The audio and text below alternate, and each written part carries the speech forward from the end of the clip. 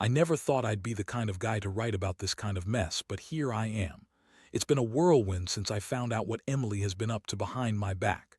We've always been solid, or so I thought. She was pregnant, glowing, tired but happy, or so I believed. I'd been planning to ask her to marry me, wanted everything to be perfect.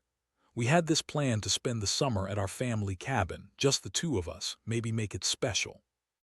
I pictured her smiling, holding my hand, the whole thing, but that's all gone now. It started with little things. A missed call here, a strange message there, nothing alarming at first. Emily was tired, she said, pregnancy hormones, she claimed. I brushed it off. Then I noticed her phone more often, clutching it like a lifeline whenever she thought I wasn't looking. Her eyes darted around if I came close, like she was hiding something. I told myself I was paranoid, but I was. One evening I decided to check her messages. I know, bad move, but I couldn't resist. I went through her phone while she was in the kitchen making that weird herbal tea she swears by. My heart pounded like I'd just run a mile. Her texts with Jake, my brother, I blinked hard at the screen. They weren't just casual, they were secret. Flirty, intimate, almost like they were planning something I'd never guessed. I saw a series of photos, too, a few of them at the cabin. Emily in a tight tank top, her hair falling in her face. Jake's arm around her waist, both of them laughing. The worst part.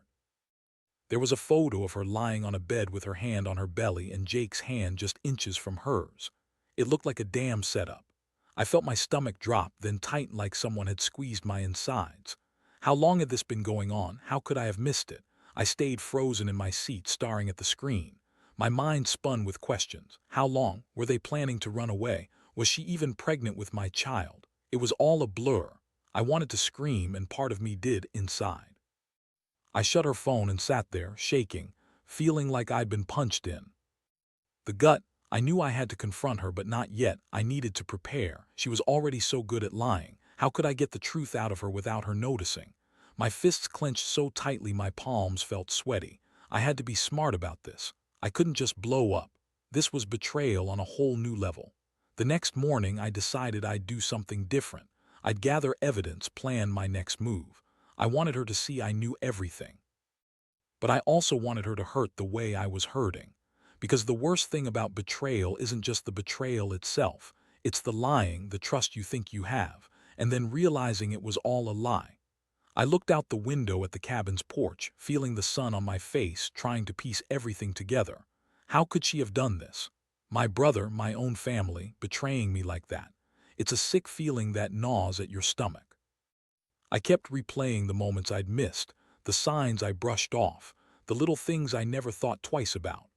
Now those tiny red flags seemed like giant sirens blaring in my head. I knew I had to get more evidence. I wanted to catch her in the act, or at least have enough to prove she'd been lying all along. The anger simmered just beneath my skin, but I kept it in check. I had to. It was the only way to stay one step ahead. As I sat there, I kept hearing her voice in my head, her promises, her soft whispers, the way she used to look at me. Now all I could see was a stranger. I thought about how I'd once trusted her completely. I thought about the future I'd imagined, marriage, a family, the cabin. All of it suddenly felt like a joke. I never thought I'd be in this position, questioning the woman I loved. But here I am, feeling like I've been slapped with a cold, wet cloth. My mind races with what I need to do next. I glance back at her. She's still sleeping, her chest rising and falling. That innocent face, so unaware of the storm about to hit. I'm torn between rage and heartbreak.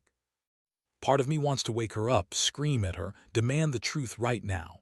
But I know that won't get me anywhere. I need leverage, evidence, a plan. I need to turn this around. The first step is setting my trap. I've got her phone, her location, her schedule. I know where she'll be. I'm not just going to confront her blindly. I want her to realize I know everything.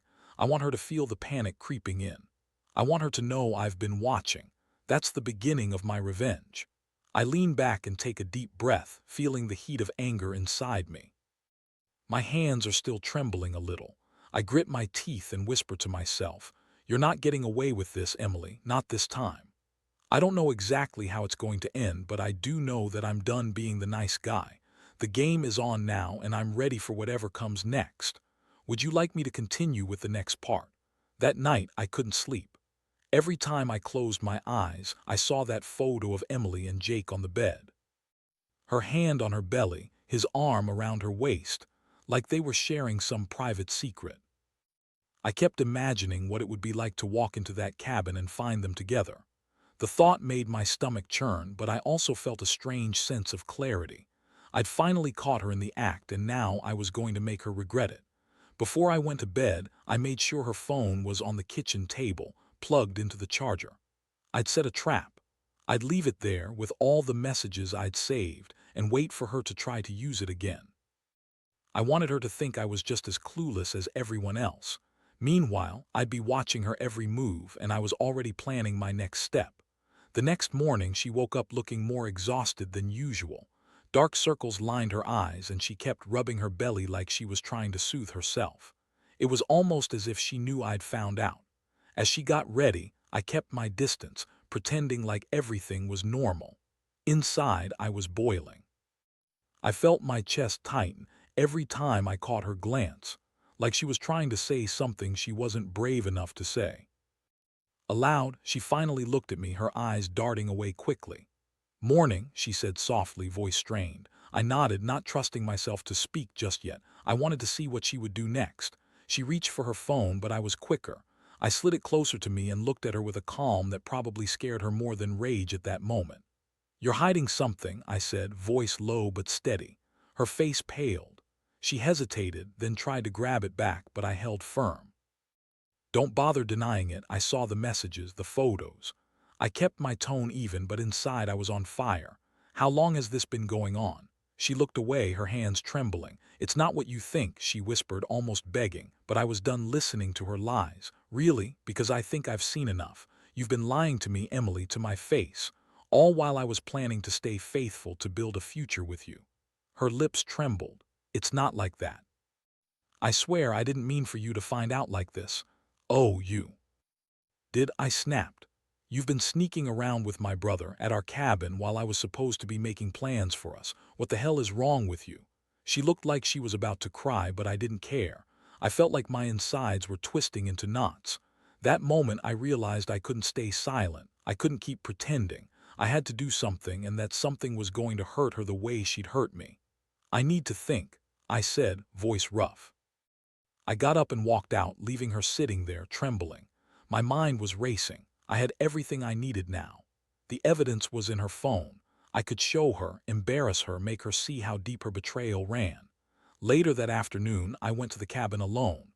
I wanted to see the scene myself, to see if they really had been together, or if I was just imagining things. I knew I'd need the physical proof to really get through to her, to get her to understand how badly she'd screwed up. When I arrived, the place was eerily quiet. I looked around, searching for any sign of their secret meetings. I found a half-empty bottle of wine in the fridge, a couple of used tissues on the porch, and that damn photo of her lying on the bed still saved on my phone. The evidence was clear. How long had this been going on? Was it just a fling or something more? Did she love him?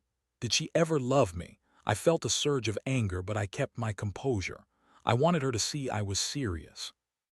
I pulled out my phone and snapped a few photos of the cabin, the porch, the wine bottle, anything that could verify I'd been there. I had to be meticulous. When I got back home, I'd send her everything, along with a message she wouldn't forget. That night, I sat in my car outside her place, watching her come out of her apartment.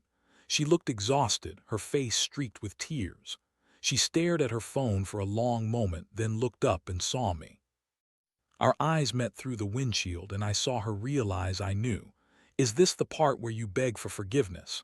I called out, voice cold and sharp. She hesitated, then finally said, "I'm sorry, I didn't mean for it to go this far." "Sorry isn't good enough," I replied. "You're done. I'll be leaving soon, and I want the keys to your place. You can keep the rest of your lies. I don't want to see you again." She nodded silently, tears streaming down her face. I reached into my glove compartment, pulled out the keys, and tossed them onto her dashboard. "Goodbye, Emily. I hope you're happy with whatever mess you've made." As I drove away, I felt a strange mix of relief and devastation. The plan was in motion now, and I knew I'd make her regret crossing me. That's what revenge is about, taking control back, setting things straight even if it hurts. Would you like me to continue with the next part? The days that followed were a blur. I went through the motions, packing my things, trying to stay calm, but inside I was furious. I'd spent years trusting Emily, and she'd thrown it all away for whatever secret affair she'd been hiding. I kept replaying that moment outside her place, her face, her tears, the way she looked like a broken kid. But I told myself this wasn't about sympathy. This was about revenge, and I was going to see it through. I didn't tell anyone what I was planning, not friends, not family. I had to keep this close, especially from Jake. I knew him well enough to realize that if I told him I was onto him, he'd probably deny everything, or worse, turn it around on me. I needed to be smart. I needed the upper hand. That evening I sat on my porch staring at the sunset and drafted my plan in my head. It was simple but effective. Emily believed I was out of the picture for good, but I had all the evidence I needed. I was going to make her see that I knew everything, and when I did, she wouldn't be able to deny it, not anymore. First move, I sent her a message. Nothing aggressive, just enough to get her attention. I typed out, "I know everything. The photos, the texts, the lies, don't bother calling me. I'll be watching." Then I turned off my phone. I didn't want her to know I was tracking her. I had set up a GPS app on her phone discreetly so I knew her every move. That way I could be there when she least expected it. I'd make sure she realized there was no escaping the truth. Over the next few days, I kept my distance. I watched her from afar, making sure she'd go to the places I suspected she'd meet Jake again. Every time her phone pinged, I checked the GPS. She was predictable. She went to the same cafe, the gym, her friend's house. I knew she was trying to keep her life normal, but I also knew she was panicking. The guilt was eating her up. I could tell by the way she avoided looking at her phone when I was nearby. One afternoon, she unexpectedly showed up at my place. I was surprised, but I kept my cool. She knocked on the door hesitantly, her face pale, eyes swollen from crying. "Can we talk?" she asked, voice trembling. I looked her over, feeling the satisfaction but also the disgust. "There's nothing to say," I replied coldly. "You've already told me everything I need to know, but I'll listen if you really want to." "Say it," she hesitated, then finally spoke. "I was stupid. I didn't mean for you to find out, it just happened. Jake and I—" "Stop," I cut her off sharply. "That's the thing, you're lying again. I have the proof, everything, the messages, the photos, your own words." I took out my phone and showed her the screenshots I'd saved, her face twisted in shock. "Please," she whispered, tears streaming. I was weak. "It meant nothing, it's over now, can't we just forget it?" "No," I said, voice hard. "You betrayed me, Emily. You lied, cheated, and used my brother to do it. It's not something I can just forget." Her shoulders shook and she looked like she wanted to collapse, but I kept my distance. I knew this wasn't the end. I'd planned a little something that would make her regret everything, something that would rub her nose in her own guilt. "Get out," I told her, "and don't come near me again. I'm done with your lies." She nodded silently and left, her footsteps heavy. I watched her walk away, feeling a mixture of rage and triumph. She thought she had gotten away with it. She thought she could betray me and walk free. But I was just getting started. Later that night, I set the final part of my plan into motion. I'd made copies of everything, screenshots, GPS logs, even a recorded voice message I'd secretly played during a moment I knew she'd be alone. Her own voice, confessing her feelings for Jake, the lies she told herself, the betrayal. I was going to give her a taste of what she deserved. I waited until she was asleep, then slipped into her apartment. I left the evidence on her coffee table, all laid out like a damning exhibit. I knew she'd find it in the morning. I left a note on top. "You wanted the truth, here it is. You can't run from it anymore." I turned around and walked out, closing the door behind me. I felt my heart pounding, but I also felt an odd sense of relief. She was finally going to see that I wasn't the fool she thought I was. In that moment, I realized something. Revenge isn't just about hurting the other person. It's about reclaiming your dignity, your strength. Emily had tried to break me, but I was standing tall, and I was ready to face whatever came next. Would you like me to continue with part 4? Morning came with the kind of stillness that makes your skin crawl. I woke up knowing she'd see the evidence soon enough. I wasn't nervous, more like a predator that's just finished setting the trap. I'd left everything in plain sight, the screenshots, the recording, the GPS logs. It was all there, laid out like a confession. I could almost hear her scream when she saw it. I stayed in the shadows, watching her through the window as she stumbled into the living room. Her hair was tousled, her eyes still puffy from crying. She looked like she'd been hit by a truck. When her eyes landed on the table, her face froze. Her eyes widened in shock, then fear. She slowly moved toward the evidence, her hands trembling. I heard her breath catch. Then she whispered, "No, this can't be real." Her fingers brushed over the photos, the screenshots, the recordings. It was like watching her face crumble in slow motion. Her shoulders shook as she sank onto the couch, staring at everything in disbelief. I stepped out from the shadows, crossing my arms. "Did you think I wouldn't find out?" I asked coldly. My voice was steady but firm. "This is what you've been hiding." She looked up at me, tears streaming down her face. I didn't want you to know, I swear I never meant for it to get this far." Her voice cracked, eyes pleading. "It was a mistake, a one-time thing, I was so stupid." I shook my head slowly.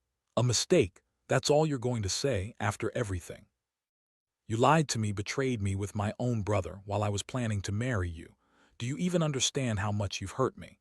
Her lip quivered and she looked like she was about to say something, but then she just lowered her head. Silence stretched between us for a long moment. I felt my fists clench at my sides. The betrayal cut deeper than I thought it would. "I want you out," I finally said, voice low and dangerous. "Get your stuff and leave. I don't want to see you again." She nodded silently, wiping her tears. With trembling hands, she stood up and shuffled toward the door, not meeting my eyes. I watched her go, feeling a strange mix of rage, heartbreak, and a sick sense of satisfaction. She wanted to hurt me, but I was going to make sure she paid for it. Once she was gone, I started thinking about what comes next. I knew I needed to make her regret this, make her understand that she'd crossed a line from which there's no return. That's when I remembered the recording I made the night before, her own words, her voice confessing everything. I'd kept it quiet just in case I needed leverage. Now I knew it was exactly what I wanted to use. I sat down at my desk and prepared a message. Not a lengthy one, just enough to make her realize I wasn't bluffing. I attached the recording along with the screenshots and GPS logs and sent it to her email.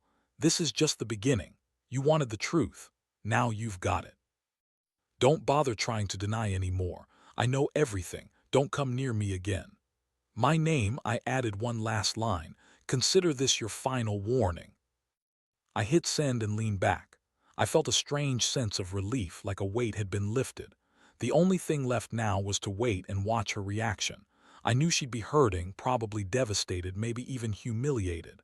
That was exactly what she deserved. But I had a plan, and it wasn't over yet.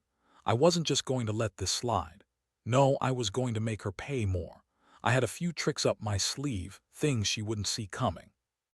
I wanted her to feel the sting of her betrayal deep down, and I was ready to deliver it. While I waited for her reply, I took a long walk around the neighborhood. The air was cold, biting into my skin, but I didn't feel it. Inside, I was burning with the need for justice. I thought about everything, the lies, the secret meetings, the moment I found out. I never thought I'd be in this position, but I was sick of being the guy who always forgave and forgot. Now, it was time to turn the tables. I had one more thing to do. I needed her to realize she'd lost everything. So I decided I'd give her one last chance to come clean before I went all in. If she responded honestly, maybe I'd reconsider. But if she lied again, I'd be ready for what came next. And sure enough, her reply came within an hour. It was as I expected, full of excuses, denial, and desperate pleas. She begged, she apologized profusely, claiming she'd been confused and stupid, and swore she never loved Jake, only wanted to protect her unborn child. That was a lie, of course. I knew better now. My stomach felt tight. I'd given her enough chances. It was time for the real game to begin. I was going to make her regret every second she betrayed me, and I was going to do it on my terms. Would you like me to continue with part 5? The moment I read her email, I knew there was no turning back. Her words were full of tears, begging for forgiveness, insisting she'd made a terrible mistake. She swore she loved me, that it was all a moment of weakness, and that she'd do anything to fix this. But I had heard enough. Her words didn't mean a damn thing now, not after what I'd uncovered. I sat there for a while, staring at the screen, feeling the cold weight settle in my chest. She was pleading, yes, but her voice was hollow. She wanted to keep her lies intact, to pretend everything was just some stupid mistake. But I'd already seen her true face. I'd seen her in her raw, broken state, and I knew the truth. That's when I decided I wasn't going to let her manipulate me anymore. She thought she could come crawling back, begging for forgiveness, and I'd just take her. No, not this time. I was done playing nice. I was done being the fool. It was time to make her understand what she'd lost. The plan was simple but effective. I was going to send her a final message, one that would leave her trembling, and I'd include all the proof I'd gathered. I wanted her to realize she was caught, exposed, and that I wasn't going to take her back. Not after this. I typed carefully. You lied, cheated, and betrayed me. You thought I'd just forgive and forget. Sorry, Emily. That's not how it works. You're going to regret this every day for the rest of your life. Then I added a link to a hidden folder I'd created online, accessed through a secure server where I'd stored everything. All her messages, the photos, the GPS logs, the recordings. I knew once she saw it all in one place there'd be no denying what she'd done. Once I sent it, I didn't wait for her response. I knew she'd be overwhelmed, probably trying to come up with some last-ditch excuse, but I was done listening. I had sent my message, and now I was just watching her reaction from afar. I parked nearby, watching her through the window as she opened her email, her face draining of color with each new line. She stared at her screen, her hands trembling, reading the proof of her lies. Her mouth moved silently as if she was trying to deny it all. Tears welled up again, but this time they weren't tears of guilt. They were tears of defeat. That's when she finally looked up, her eyes locking onto mine through the glass, and I saw her realization. I saw her understanding that she'd crossed a line from which she'd never come back. I stepped out of my car and approached her door. She saw me coming and froze, her face a mixture of shame and desperation. I unlocked my phone and played the recording again, loud enough for her to hear her own voice confessing everything. Her shoulders shook and she covered her mouth with her hand. You see it now? I asked, voice cold. You thought you could keep lying, keep sneaking around, and I wouldn't find out. Now it's all laid out for you. She just nodded, tears streaming down her face. Please, she whispered, voice breaking. I was stupid. I didn't mean for it to go this far. I love you, but I didn't want her empty words anymore. I'd heard enough. I turned away and grabbed the keys from my pocket. You're done, I said. This isn't just about the affair, it's about respect, something you clearly lost a long time ago. I handed her the keys to her apartment. Take your stuff. I don't want to see you again. And don't bother calling me or trying to explain. Just leave. She stared at the keys in my hand, then looked at the evidence on her screen. Her shoulders sagged and she finally whispered goodbye. As she walked out the door, I closed it behind her and took a deep breath. I felt a strange mixture of rage and relief, like finally exhaling after holding my breath for too long. I'd done everything I could to make her realize what she'd lost, and now I was moving on. The next step was clearing my head and focusing on rebuilding. I knew I'd be okay, better without her. I'd lost a lot, but I'd gained clarity. I'd taken back control of my life, and that felt better than any apology or excuse she could have given. Looking back now, I realized the harsh truth. Trust is fragile. It only takes one betrayal to shatter it. But sometimes the only way to heal is to cut out the cancer, no matter how much it hurts. That's what I did. And to anyone out there feeling betrayed, remember, you're stronger than you think. Never let someone's lies define your worth. Cut the ties, face the pain, and rebuild. Because life's too short to be stuck in a lie. Would you like me to go on with the final part? A few days after she left, I found myself sitting alone in the house that once felt full of promise and love. Now it was just me, a quiet shell of what used to be. I'd gone through the motions, packing up her clothes, turning off her side of the bedroom, locking away all the memories I still couldn't quite let go of. The silence was deafening, but it was also strangely freeing. I finally felt like I could breathe again, without the weight of her lies pressing down on me. I remember standing there in the living room, staring at the empty space where she used to sit, feeling a strange mixture of relief and emptiness. My hands trembled as I looked at the keys I'd handed her, keys that once symbolized trust. now just a reminder of how badly I'd been betrayed. I clenched my fists, realizing I made the right choice.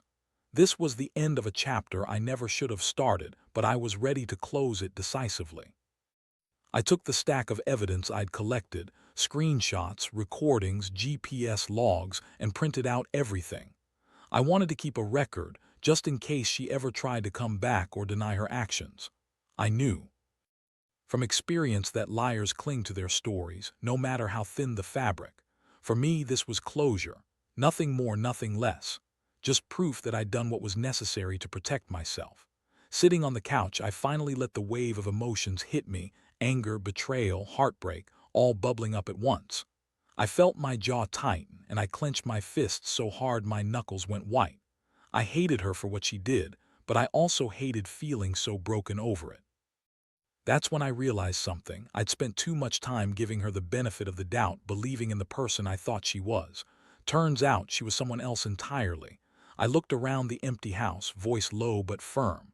"You lied to me. You played me for a fool, and I'm glad I saw the truth before it was too late." I took a deep breath, trying to steady myself. "You chose him over us, over me, and I won't make that mistake again." The most surprising part was how much better I felt after finally admitting everything.